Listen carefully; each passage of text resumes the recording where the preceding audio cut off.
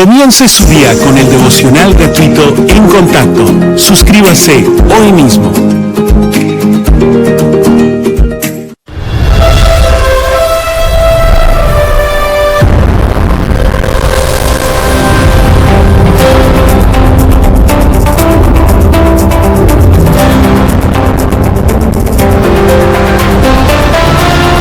En Contacto con el Dr. Charles Stanley, alcanzamos al mundo con el Evangelio de Jesucristo por medio de una enseñanza bíblica sólida. Hoy en el programa En Contacto, ausente de la fiesta. Jesucristo era un gran experto en contar historias. No solo eso, conocía muy bien a su audiencia. Al ver el capítulo 15 de Lucas, donde está nuestro pasaje, vemos que sabía bien quién estaba en la multitud, quién escuchaba y quién veía. Y ese capítulo comienza así. Se acercaban a Jesús todos los publicanos y pecadores para oírle, y los fariseos y los escribas murmuraban diciendo: Este a los pecadores recibe y con ellos come. Luego habla del hijo pródigo. Por lo general la conocemos como la parábola del hijo pródigo, y la primera parte trata de eso. Pero deseo que veamos que hay otro lado de esta historia del hijo pródigo. Sabemos la historia, que el joven decidió que había vivido lo suficiente con su familia, quería su porción de la herencia que le correspondía y decidió irse de la casa. Se fue, dice la Biblia en forma muy clara, que desperdició sus bienes viviendo perdidamente, y cuando todo lo hubo malgastado vino una gran hambre en aquella provincia. Terminó empobrecido en una pocilga comiendo comida de cerdos, algarrobas. Vemos eso y luego vemos cómo al final volvió a casa y la celebración que hubo. Y pensamos qué maravillosa historia de perdón del hijo pródigo que Dios demostró mediante Cristo. Hay otra historia aquí. Y es una que no mencionamos con mucha frecuencia. Lo primero que deseo decir es que cada quien puede hallar su vida en esta parábola. Por ejemplo, está el hijo pródigo. Luego está el padre, quien lo esperó y lo perdonó. Luego está el otro hijo. Y ese otro hijo en particular es a quien deseo que veamos hoy. Hablamos del hijo que volvió a casa. ¿Y qué del otro hijo? Así que deseo que se pregunte: ¿cuál de estos personajes me describe mejor? ¿El padre amoroso? ¿El hijo descarriado? ¿El otro hijo quien no se fue de casa sino se quedó allí? Así que veámoslo por un momento. Al considerar eso, pienso en lo que sucede aquí desde el versículo 25. Y su hijo mayor estaba en el campo, y cuando vino y llegó cerca de la casa, oyó la música y las danzas. Piénselo, están de fiesta. Nadie lo ha invitado. Acaba de llegar y se enteró de que había una fiesta. ¿Qué será lo que pasa? Entonces, y su hijo mayor estaba en el campo, y cuando vino, llegó cerca de la casa, oyó la música y las danzas, y llamando a uno de los criados le preguntó qué era aquello. Él le dijo: tu hermano ha venido y tu padre ha hecho matar el becerro gordo por haberle recibido bueno y sano. Imagínese cómo se habrá sentido el hermano. Entonces se enojó y no quería entrar, salió por tanto su padre y le rogaba que entrase. Pero le contestó así. Mas él respondiendo dijo al padre: he aquí, tantos años te sirvo, no habiéndote desobedecido jamás, y nunca me has dado ni un cabrito para gozarme con mis amigos. ¿Qué clase de padre eres? Pero cuando vino tu hijo, que ha consumido tus bienes con rameras. Es interesante que no haya mencionado un montón de pecados, sino el peor. Has hecho notar para él el becerro gordo. Él entonces le dijo: hijo, tú siempre estás conmigo, y todas mis cosas son tuyas. Mas era necesario, fíjese en esto, era necesario hacer fiesta y regocijarnos porque tu hermano era muerto, y ha revivido, se había perdido y has hallado. Y punto. Así que este mensaje se titula Ausente de la fiesta. Ahora deseo que pensemos por un momento.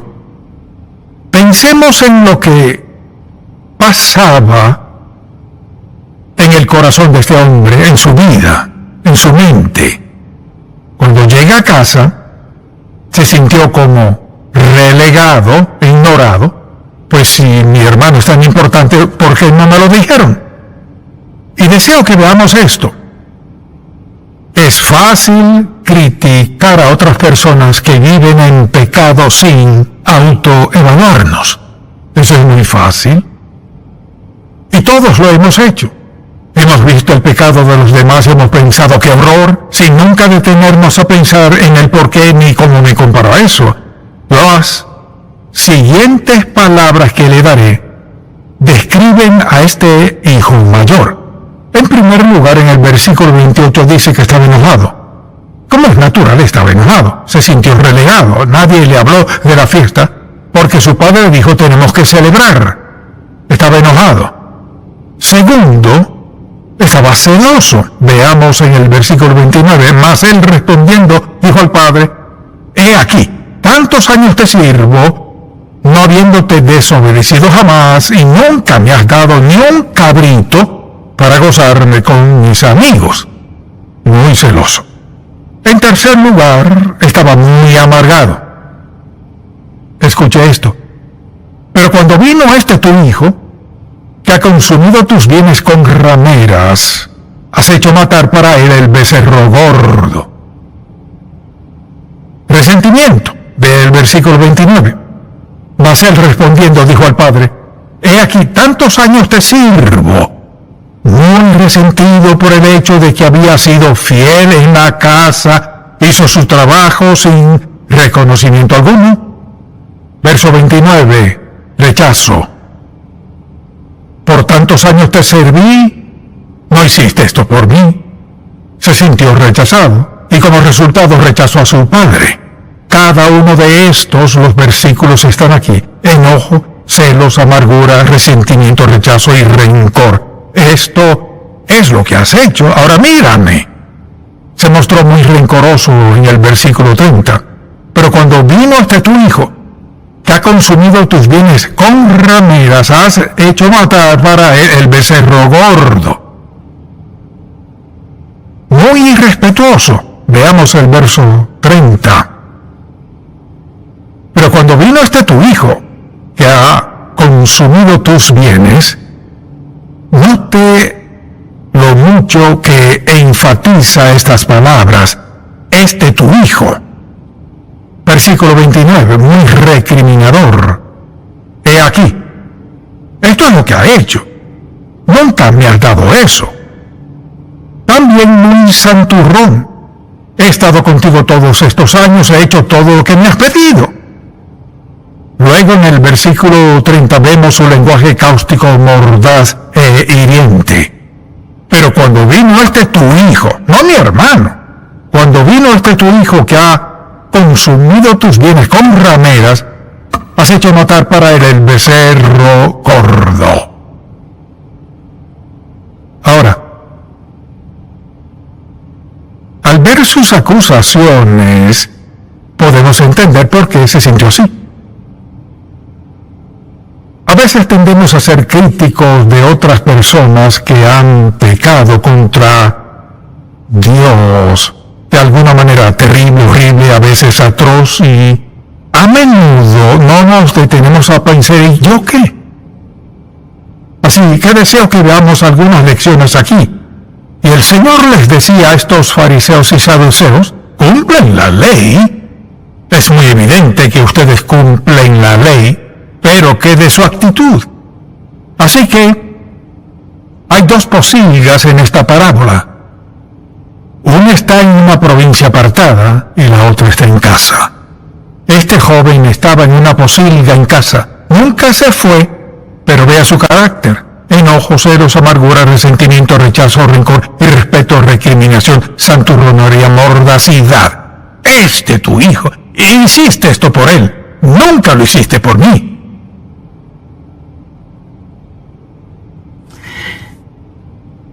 Nos sentimos muy piadosos por algo. Lo que deseo que haga al ver este pasaje es examinarse. Señor, ¿tengo algo de esto en mi vida? El pecaminoso es vil, no tiene nada que ver con rectitud ni con vivir en santidad. Escuche bien: enojo, celos, amargura, resentimiento, rechazo, rencor, irrespeto, recriminación, santurronería, causticidad, mordacidad. ¿Y usted ya pensó en algo en su propia vida? Se lo aseguro. Hay dos posilgas, una en casa, otra lejos de casa. Lo que Cristo decía es: pueden ir a la sinagoga cada sábado, pero ¿qué de su corazón? ¿Qué de su actitud? ¿Qué de cómo ven a otros? Luego, pensémoslo de este modo. Podemos estar en una provincia apartada sin siquiera saberlo. Vamos a la iglesia, hacemos buenas obras o damos o lo que sea. Se trata de la condición del corazón. ¿Qué pienso? Un hijo estaba consciente de su pecado. Se humilló en la posilga. Fue una vergüenza para todos. Pero su hermano, quien no se había salido de casa, quien fue un siervo fiel a su padre, estaba en otra posilga. Era un santurrón y además estaba lleno de enojo, amargura, celos, resentimiento, rechazo, rencor, irrespeto, causticidad y mordacidad. Quizás alguien diga: ¿por qué sigue trayendo eso a mi mente? Pues deseo que nos examinemos y veamos si esto es cierto en nosotros. ¿No está de acuerdo en que nada de eso es propio de un seguidor de Cristo? Nada de eso es apto para una persona renacida. Creo que hay mucha gente que vive en esa segunda posilga sin darse cuenta. Toda clase de actitudes, prejuicios, incredulidad, falsas doctrinas, pero solo las actitudes. Si pensamos en lo que dijo el Señor Jesús en todas sus enseñanzas, no siempre hacía milagros ni daba enunciados doctrinales sobre algo, se enfocaba en la actitud. Cristo sabía justo cómo llegar directo al corazón, para ayudarnos a examinarnos y a entender lo que ocurre.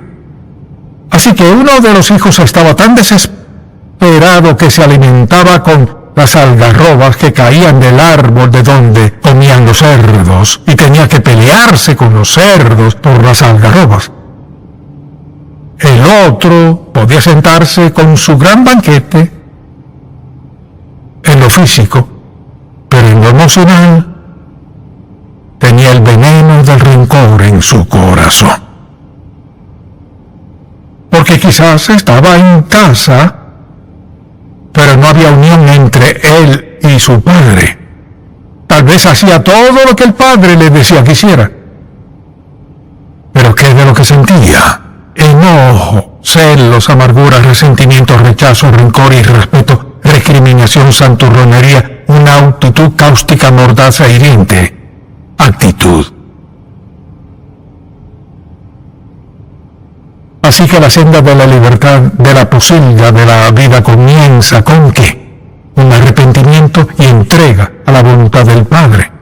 Admitirlo, reconocerlo, confesarlo y volver a casa al Padre. Entonces, veo este pasaje y recuerdo lo que dijo Jesucristo: venid a mí todos los que están trabajados y cargados, y yo os haré descansar. Venid a mí todos. Ninguno de nosotros es perfecto, nunca lo seremos. Este pasaje bíblico es tan descriptivo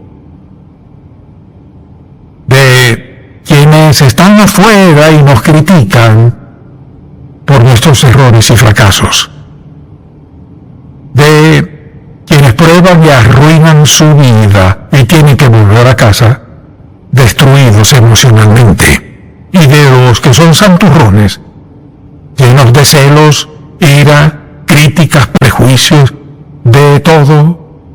¿Y qué? ¿Cuál de los dos está en peor condición? De haberle preguntado a Cristo, ¿cuál cree que habría dicho? Creo que habría dicho que el hermano que se quedó en casa y se veía bien estaba en peor condición que el hermano que lo arruinó todo y con arrepentimiento genuino dijo: volveré a casa, arreglaré esto, iré a casa como siervo de mi Padre, ni siquiera merezco su perdón ni su aceptación. Jesucristo quería que los fariseos y saduceos vieran que no se trata de estatus o posición o riqueza, aceptación ni títulos. Es la condición del corazón. Puede vivir en un basurero y ser un santo. Puede vivir en un castillo y no ser apto para estar allí. No es todo lo externo.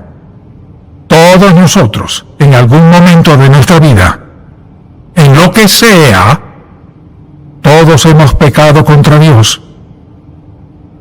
Quizás alguien esté sentado hoy aquí y piense: no sé por qué vine hoy. No me siento digno de estar sentado en medio de un montón de gente santa. Nunca debería sentirse tan pecador que no pueda venir a la iglesia. Nunca debería sentirse como que su situación es tan mala que no sería aceptado si habla de lo que ha hecho. El asunto no es ese.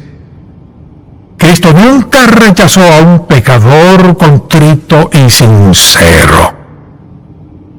Y les dijo a estos fariseos y saduceos: se ven bien, pero vean su corazón. Este joven lo arruinó todo en una pocilga, y todos ustedes lo arruinan todo y van a la sinagoga. Mire, cada uno de nosotros puede encontrarse en algún lugar en esta historia. Hablamos del hijo pródigo que vuelve a casa. Y este otro es el hijo pródigo que se quedó en casa. O quizás alguien piense: pero usted no sabe lo malo que soy. Dios lo sabe. Y escucha este versículo bíblico. Porque de tal manera amó Dios al mundo que ha dado a su Hijo unigénito, para que todo aquel que en él cree no se pierda, mas tenga vida eterna. No dijo excepto, sí, pero dice: ven a casa y te perdonaré.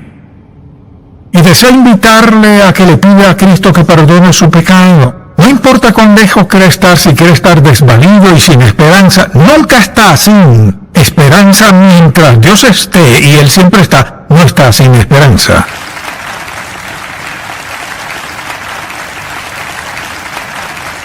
Pídale perdón, le perdonará. No solo eso, Dios manda a su Espíritu Santo a su vida para facultarle, alentarle, cubrirle, acompañarle, impulsarle, darle todo lo necesario para una vida consagrada y pura.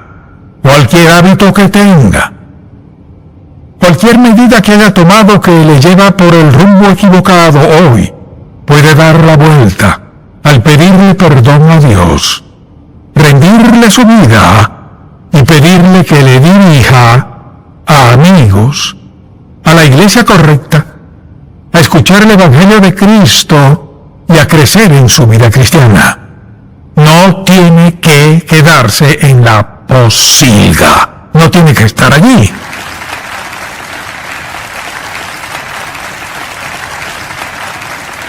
Padre, confesamos que todos estaríamos en una pocilga si no fuera por tu gracia admirable que ha alcanzado nuestras vidas. Ha lidiado con nuestro pecado. Por la sangre de Cristo nuestros pecados son perdonados y nuestros nombres escritos en el libro del Cordero. Te tenemos como nuestra vida mediante el poder del Espíritu Santo.